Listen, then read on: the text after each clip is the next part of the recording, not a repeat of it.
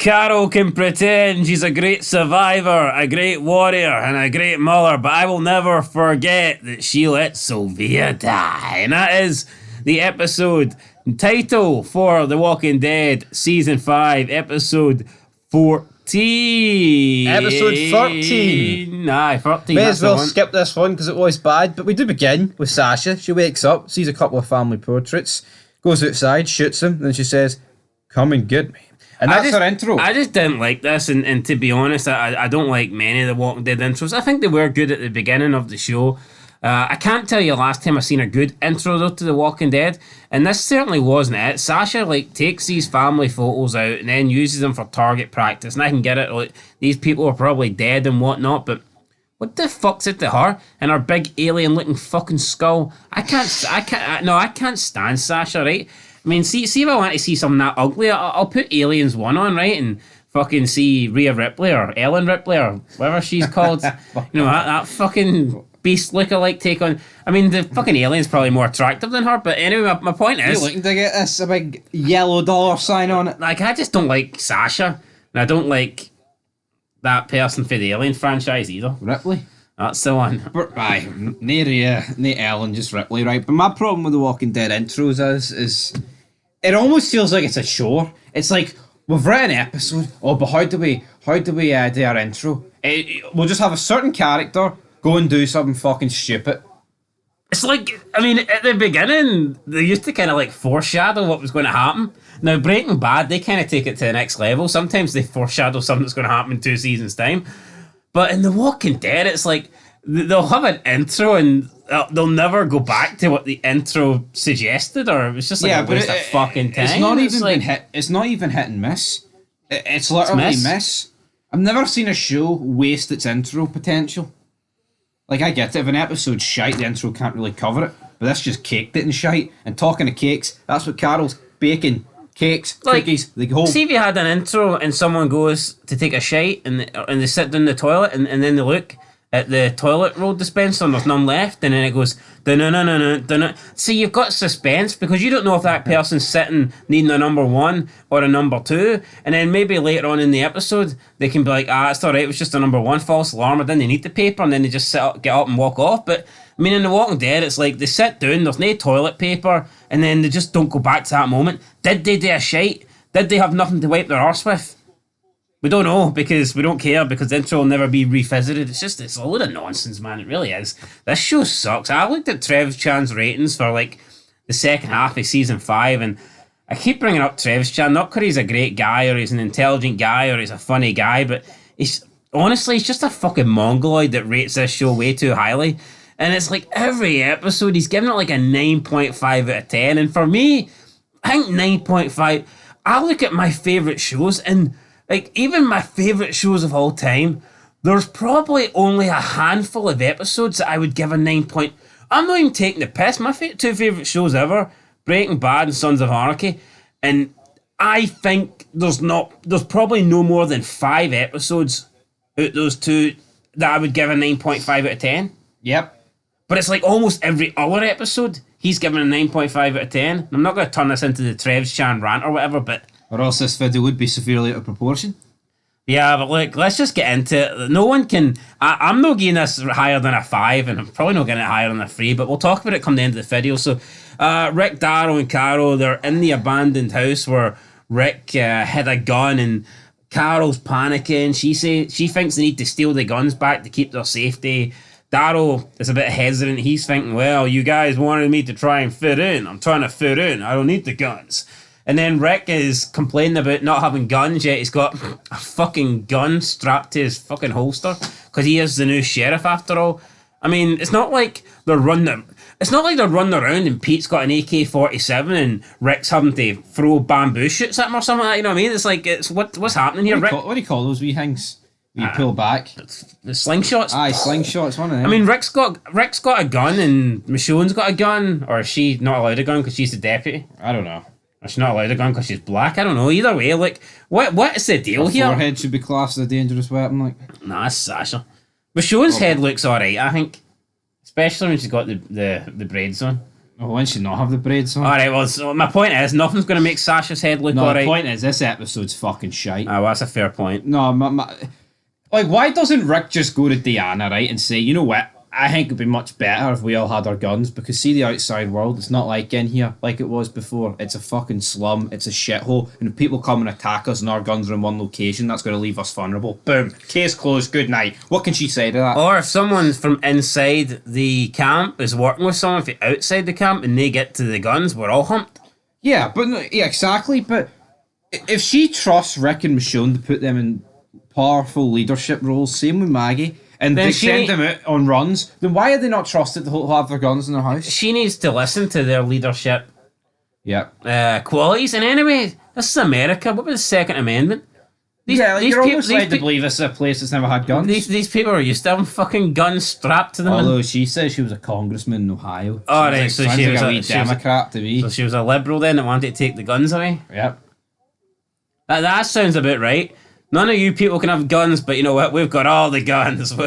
We'll keep possession of the guns, and you don't have any. You don't have any for the government tyranny, brother. But yeah, Carol then unloads her magazine into a walker. We thought she was a bad shot, but no. She claims that I had to go back with an empty magazine, brother. Yeah, 8 in the chest, 1 in the head, and then you think, oh, she got lucky. She's like, nah, like we were supposed to be out here doing shooting practice, so I had to lose some bullets. And it's like what would Carol know about that? Seriously. I mean, the only thing Carol does is, like, when she's looking at the washing machine, she's like, oh, there's 7 minutes left of this run, you know, until it's finished. That's the only judgment and gauge that she should be knowing. Oh, look at this, I need to pour out Ed's dinner here. There's 350 mils of gravy in this jug. I mean, oh, look, if I pour a wee bit more out, that leaves 250 mils. I mean, that's the kind of measurements that Carol should be getting back to, not this, oh, I need to shoot some bullets here because Deanna could be looking at why I've still a full round in the fucking chamber. I mean, why can't you just be like, oh, I reloaded? Look, I mean, I know. Like, if you're going back, wouldn't you put the gun, like, wouldn't you just, like, reload the gun so it's, if you need it, then it's there? I mean, that to me isn't. Yeah, it's ridiculous. What also is ridiculous is the fact that... Yeah, this isn't like the Korean shows where they send out the police forces and you only have fucking 5 bullets. And they don't send you out with any backup. That's mental. Imagine you get sent out and there's 6 guys and you only fucking 5 bullets. You don't even have get a spare. You don't even have it, damn it. But anyway, unless you keep one up your arsehole like they do in prison when they sneak stuff inside, maybe you could keep a spare bullet up there. What, an RPG? Maybe Aaron's got an RPG rammed up his... He wanted Daryl to ram something like, hey Daryl, I'll give you some spaghetti if you... Yeah. Right, we'll talk about that in a minute. But yeah. The watchtower, nobody's mad in it. Sasha comes over, not blinking like the xenomorph she is. I'll guard it. And she's like, alright, on condition. Spencer takes it for you later, and then we'll get to the party later on. But Rick's raging about the fact that no one's guarding the bell tower. Is he correct? No, I don't get, right? I mean, Rick keeps suggesting this group sucks, and they do suck a little bit, but this group has survived, and this group's been okay before Rick got here, so why does Rick all of a sudden think that the place is going to come tumbling down? I mean, it's done all right under Deanna's leadership and Deanna's rules, and now Rick gets there and he thinks, oh, this place is just going to fall like a stack of cards in a day unless he implements dictatorship. Look at Rick, everywhere he goes, everything he touches turns to shit. The Atlanta camp was doing all right. He gets up there, people fucking die. Amy, Ed, Jim, the abuser, sympathizer, you know what I mean? All these people, so they all died. Then they get to Herschel's farm, Otis. Dale. I feel a bit bad blaming Rick on that one, but I'm going to blame it. Yeah, if Carl fucking wasn't there, if Rick didn't have this stupid idea of trying to get Sophia to follow sunlight on her shoulder, then Carl would never have been put in a position to get shot. Sophia. And Shane would never had to, sacrifice Otis or whatnot. And then you got Patricia and that Jimmy guy that Rick just did not make any sort of fucking attempt to save him. But the guy didn't lock the door, so he deserved to die. But I tell you what, Aaron was absolutely raging when Daryl went in to eat spaghetti and he locked his back doors because Aaron wanted easy access. He wanted to break in, him or Eric, or maybe both at the same time. We don't know, but Daryl got the spaghetti and he managed to get out there unharmed. It was a good job there was a motorbike ready so he could just sit on it and go 60 miles per hour out the back door. I mean, that's kind of the same door that Aaron wanted to use, but Daryl got there first and was like, au revoir, even though my show in France is like still 10 years away. I've learned French early, but yeah, I mean, everywhere Rick goes, he turns up to the prison, and even the prison people, albeit they were locked away, but they survived in a pantry for like fucking 10 months. Rick arrives and they just all die. I know, he kills them all, essentially. I mean, Meryl survived with one arm, and then all of a sudden Rick turns up, he dies. Woodbury starts going to shit. The governor starts to lose it. Terminus. Literally everywhere Rick goes, people just everywhere I go. Anyway, let's talk about Carol and her cookies, because Sam enters the impact zone and she threatens his life. No, you know what I don't get here? This is child abuse. This is someone abusing their power. This is just someone being fucking mean, being a bully, trying to intimidate someone. And it's absolutely crazy that they can get away with this. See, if this was a man doing this, like, this would be a villain, right? There's no doubt about it. This would be an antagonist. But for some reason, Carol does this to a little boy, and she's deemed as this badass. Oh, Carol, she's a great character. Oh, that was some crazy shit. I wouldn't want to mess with Carol. What? She's a little fucking bitch that, you know what I mean, preys on children because she's weak. I mean, but she threatens to kill Sam, right? Leave him out on a tree outside the walls. I can guarantee you that, what's the guy's name? The husband that beats... Pete. I can guarantee you Pete in some form has said to his children or his wife that if you say this to anyone, I'll beat you some more. So what's the fucking difference between him and Carol? If we're being honest. I think she's worse. Threatening death? Well, we haven't seen Pete threaten shit so far. Yeah, I know, but let's just put the cards on the table. The only thing Pete threatens is a bottle of beer every night. We are led to hate Pete because he beats his wife and hits his son, even though Carol's sitting here threatening their son. Well, have we seen any proof of that though? No, we haven't at this point. But my point is, fuck Carol. I hate her. I don't like her either. I just don't get how she's a great character. It's just weird how. But you're right. It's crazy because if this was a man doing this in the group, like Daryl, it would be portrayed as like the most evilest heel turn of all time. But it's a woman. Oh, it's all right. Oh, look at Carol being badass. She's went for M4s to pretending to know how to cook like she used to. Oh, character development out of proportion. Trev arms maneuver. Fuck off, Trev. Yeah, bloody windy like her. Right, let's go. Move on. It's just no. I'm not accepting it. It's kind of like, you know.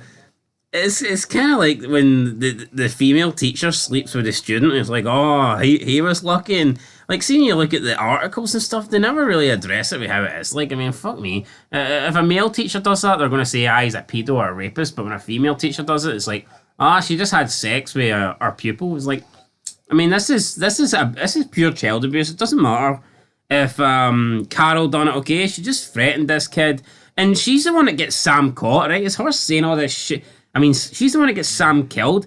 It's her saying all this shit that gives the guy PTSD in season 6, and he breaks down and gets everyone else killed because he couldn't handle the walkers because she was the one saying that they were going to come and eat him for a fucking tree. I'd tie her to a fucking tree. Or tie her to the kitchen and let her do the dishes. One of the two. I mean, I don't really care. I'd put a bullet in her. I hate her. I hate the character. Always will. Oh, what's this? Pete's beating his wife. You need to kill him, Rick. I killed Karen and David, but I'm great. Yeah, we'll get to that in the next episode. I feel like it's a bit more relevant then. Rick's walking down Main Street. Well, it happened that next episode, so it's definitely more relevant. Yep, Jesse and Pete are walking. Rick looks at them. He goes for his gun, and then he doesn't. Then he looks at the A on his hand that was stamped at the meeting or the party, and then he looks at the wall as this song's playing. Na, na, na, na. Yeah, so I don't get it. Rick runs up to the wall and he like puts his hand on the wall, and it's almost like he's, I don't know, trying to communicate with the walker on the other side. And he's like doing a little dance across, he's shuffling across the wall along with the walker. And it's like, how did Rick just randomly go from about to put a bullet in Pete from behind when at this point he doesn't know shit? Yeah. And then he just runs up to a wall to, I don't know, listen to a walker. I think this episode, though, is just the epitome of 16 episodes and we have to have filler. Like, nothing happened. Carol tried to steal the guns, then she threatened Sam. Rick showed that he was interested in fucking that chick, Jesse, and he doesn't like Pete, so he's probably willing to shoot him. Daryl went for dinner, and Eric and Aaron wanted dessert. I mean, and that was I mean, that was pretty much it. I mean, Sasha complained about not being able to sit on top of the fucking watchtower. It's just a filler fucking. I mean, forget. It's very ironic because that's all you do. Forget. You remember in the season 3 finale or was it? I don't know, but remember that someone in the governor's crew puts a RPG through the watchtower? Yeah. Why couldn't someone put an RPG through the watchtower with Sasha's on top? Someone launched it up Aaron's ass beforehand. Grenade launcher. Aaron used up all the ammunition on himself. There you go, that's it. There's a reason why Eric broke his fucking ankle. Anyway, guys, that's where I'll leave it. I'm getting this a 4 out of 10. Filler shite.